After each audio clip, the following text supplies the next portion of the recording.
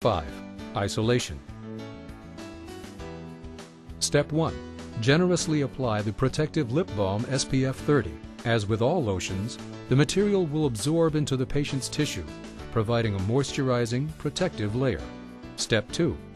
Instruct the patient to rest their tongue behind the tongue cup and to lightly bite down on the bite guards. Step 3. Once the retractor is in place, add lip balm to all exposed lip area. Step 4. Place the bib around the retractor flanges. Use the bib to further retract the lips by tucking them under the material. This will ensure full protection of the lips. Step 5.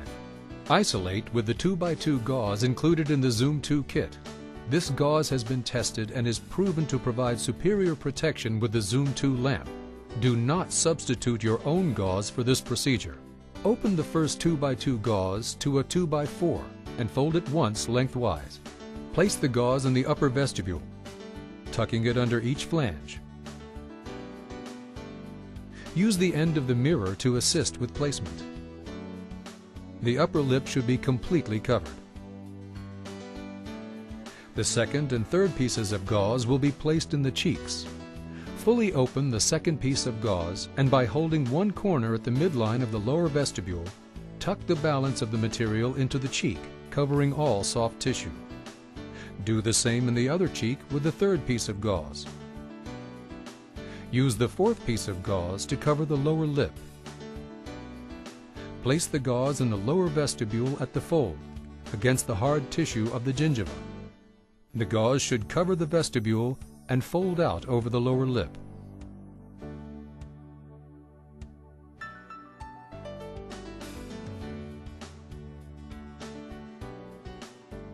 An additional isolation technique. Open the first 2x2 gauze and twist. Place the twisted piece into a second 2x2 and tuck into the upper vestibule. Repeat this procedure for the lower vestibule with the third and fourth piece of gauze. The fifth and sixth piece of gauze will be placed in the cheeks. Completely open the fifth piece of gauze and fold it diagonally. Hold the corner at the middle of the lower lip and tuck into the cheek, covering all soft tissue. Repeat for the other cheek. Then place the face bib over the retractor and the gauze. Once in place, check to ensure all isolation is in place and was not dislodged. Step 6. Place the Zoom protective eyewear on the patient. Note the adjustable arms for proper fit and comfort. Remove the cap and attach the tip to the Liquidam syringe. Be sure the tip is secure and locked into place. A complete isolation requires 60% to 80% of a single syringe. Do not apply Liquidam more than 2 millimeters thick, or it may not cure completely. Step 7. Begin by applying the dam along the gauze in the upper vestibule to form a seal. Apply to the full arch, or at minimum, a single quadrant for proper coverage. Manipulating and extruding the material as you go. Make a second pass along the margin. Scalloping the gingival margin to ensure full coverage.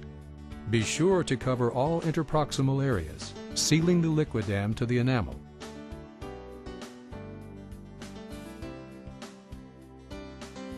Step 8. Cure the application of Liquidam.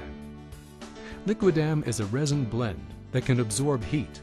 Therefore, use a sweeping motion when curing, moving the light back and forth across the arch for about 10 seconds. Do not leave the light in an individual area for more than 2 seconds. On the lower arch, first apply Liquidam, scalloping the teeth at the margin to allow gravity to pull the material down towards the gauze placed in the vestibule. Again, make a second pass, sealing the isolation materials. Cure the lower arch application in a sweeping motion for 10 seconds. Once complete, use the sweeping motion again on the upper arch for 5 seconds, and move back to the lower arch for an additional 5 seconds. Use the tip of the syringe to press lightly on the application to ensure it is completely cured. The material should be solid and have no give. If necessary, Cure the arch again for an additional 5 seconds. Check the upper lip for any exposure. If the bib and gauze are separating, close the gap and apply Liquidam to the area. Cure the application in 2-second intervals. It will fuse the materials, preventing exposure of the upper lip. Use saliva ejection to remove any saliva pooling in the cavity. Open the final piece of gauze and place it between the teeth, over the retractor's tongue cup. Step 9. Make a final check to ensure no tissue is left uncovered. Use the motto, "No pink," as a standard. Check the interproximal areas of the application, especially on your blind side. Check the entire oral cavity to ensure all tissue is covered. Apply additional gauze or Liquidam where necessary. Section's instruction manual for specific temperatures. Step 3. Remove the cap by rotating 1/4 turn to the right. Place the mixing tip at a 1/4 angle. Rotate left to lock in place. Step 4. Do not apply Zoom 2 gel directly onto the teeth. Extrude the gel into a dampened dish or onto a mixing pad. Use the brush supplied in the kit to stir the gel and apply to the teeth. Step 5. Apply the gel to the facial area of all visible teeth, approximately 1 to 2 millimeters thick. Section 7. Begin the whitening process. Step 1. Activate the main power switch located on the side of the power supply module. The dash side of the button should be pressed for the unit to be in the on position. Step 2. Adjust the back of the chair to a comfortable position, approximately reclined 30 degrees. This is the easiest position for lamp placement, but adjust appropriately for patient comfort. Step 3. Attach the light guide to the lamp. The lamp will not turn on if the light guide is not in place. The display will read "Ready" when the light guide is attached.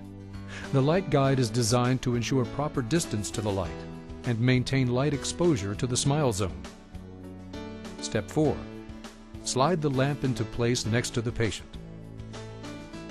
Step 5. Activate the lamp by pressing the on button located on the display panel. Step 6. Slightly loosen the knobs at the end of the boom for proper adjustment. The arm should be movable but stable. Step 7. Position the lamp head to the patient's smile zone, aligning the slots on the light guide with the retractor. Step 8.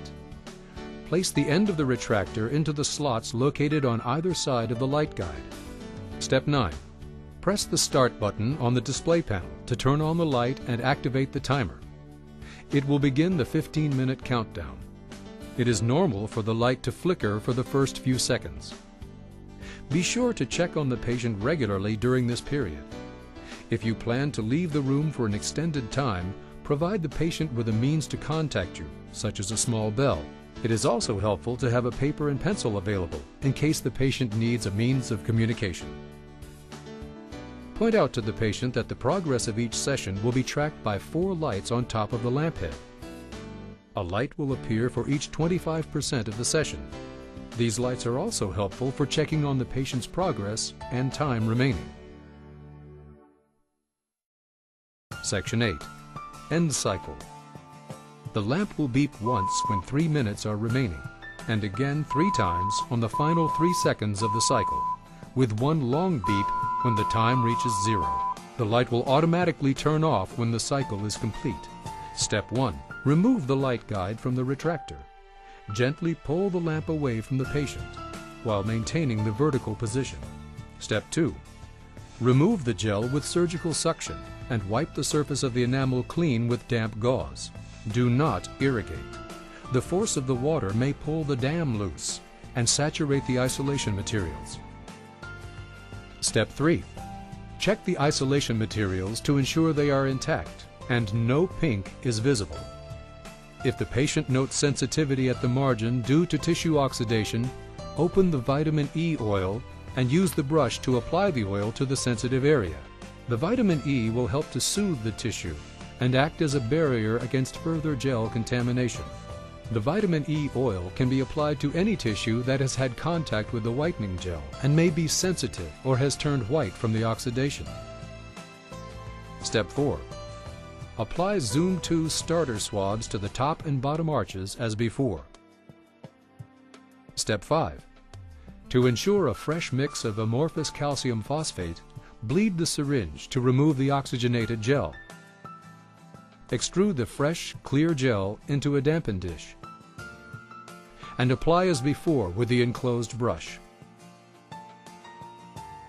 Step 6. Turn the lamp on and use the horizontal movement to reposition the light. Attach the light guide to the retractor and press the start button to activate the timer.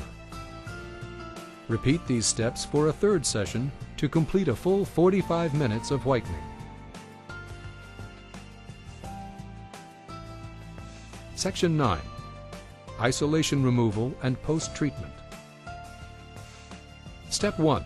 Remove the light guide from the slots and gently pull the lamp from the patient. Slide the lamp out of the way. Step 2. Suction the gel from the teeth. Use damp gauze to remove the residual gel. Step 3. Use the cotton pliers to grasp the gauze isolation and gently pull. All of the isolation material should pull free from the mouth in one unit. The retractor should remain in place. If the gauze is excessively dry, moisten it lightly before removal. Step 4. Completely rinse the teeth and irrigate the oral cavity. If liquid dam remains interproximally, remove with floss. Step 5. Dry the facial surface of the teeth with gauze. At this time, the teeth are dehydrated and may be sensitive to air. Syringe the satin finish potassium nitrate and sodium fluoride gel directly onto the teeth and allow it to remain for 5 minutes. A complete application requires approximately half of one syringe. At 5 minutes, suction and wipe. Lightly use air to remove remaining material. Now it's time to judge the initial whitening results. With the retractor still in place, use the shade guide to determine the after shade.